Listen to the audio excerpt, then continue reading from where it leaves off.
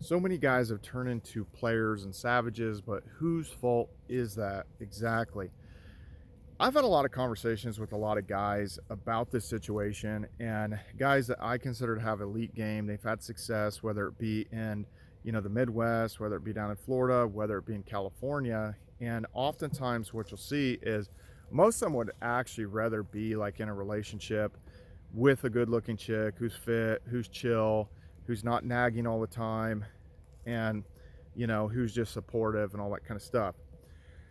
Well, what is the issue? What is happening with those kind of girls and stuff? And I've kind of detailed this in in other videos and stuff. But what's happening to those upper tier girls because they are able to accumulate, so much attention from social media and all that kind of stuff that unless a person really kind of locked them down, and I would say like honestly in high school and probably a small high school, not a big one, not living in a big city. We're talking like small, like 100 people per grade kind of thing, 100 people per class.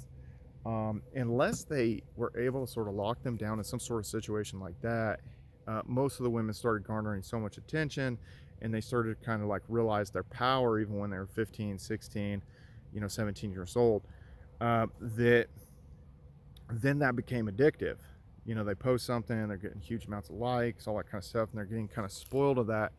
And oftentimes, we're going to get away with what we can get away with. Um, Remember in junior high, like let's say if we had a substitute teacher, you'd immediately turn around, start talking to your friends, see if you get away with it. You're going to test them. You're going to test the substitute teacher. You're going to see if you can throw spit wads. You can see like, you're going to cause problems. You just see if you can get away with it. And so that's just kind of part of human nature. And I think with a lot of the women that, what ultimately happens to them, they can get away with kind of acting a fool, just kind of ghosting dudes, just kind of doing what they want, just running wild, basically. And, over time, society has sort of like kind of changed to where they're able to facilitate this and even honestly keep this up well into their 30s.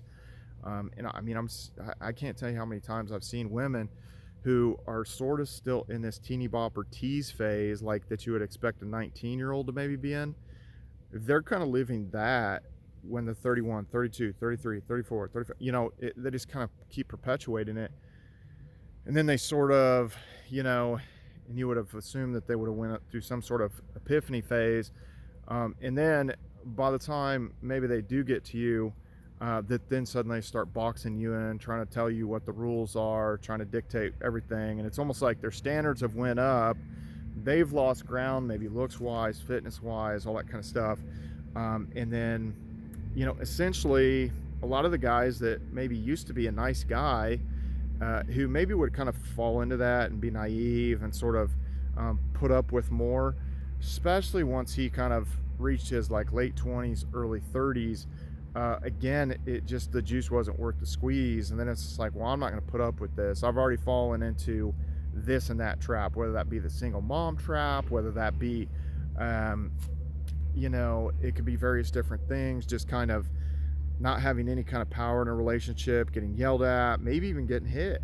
I had a girlfriend, I'm not going to lie. I mean, I had a girlfriend, she actually like kicked me one time when we were in a tent at a mountain bike race. And I was just like, I mean, I was put back by it. I mean, that was pretty much, that was pretty much going to be it. And then she really realized like she messed up and stuff. And she kept apologizing. And it sucked me back in.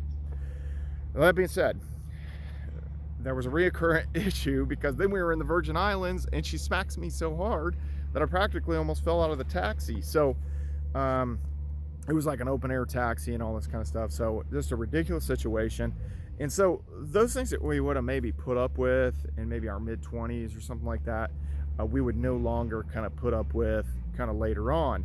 And then it kind of makes us look, some of these guys like myself or like my friends and stuff, it's not necessarily that we don't want a relationship. It's just that we're not naive enough to put up with all the BS and all this kind of ridiculous stuff. And then we have to work so much volume to have any level of success this day and age in this environment that then it looks like, oh, we're talking to all these girls, we're playing all these girls or something like that. We're really not trying to do that. And I'm sure you guys can attest to that, that the game has gotten so ridiculous that you're having to talk to practically exposing thousands of girls across all the apps, Bumble, Tinder, Hinge, whatever. And then you're doing all this Instagram game, you're doing the Snapchat game. It is very exhausting, and we'd rather just not do it. We'd rather just be with a hot, pleasant chick who's fit, who's chill, who's supportive. But where are they? The Midwest has become a single mom apocalypse. We've all seen that. And, to be honest with you, I just don't see it improving. And just kind of the narratives that are kind of going around and stuff like that, it becomes very, very, very tough. So pick and choose your battles. You know, so anyway, guys, leave your comments below. What do you guys think about that? Do you feel like you've turned into a savage or a player inadvertently when you'd just rather be in a relationship? Subscribe to this YouTube channel and ring that bell icon. See you guys later.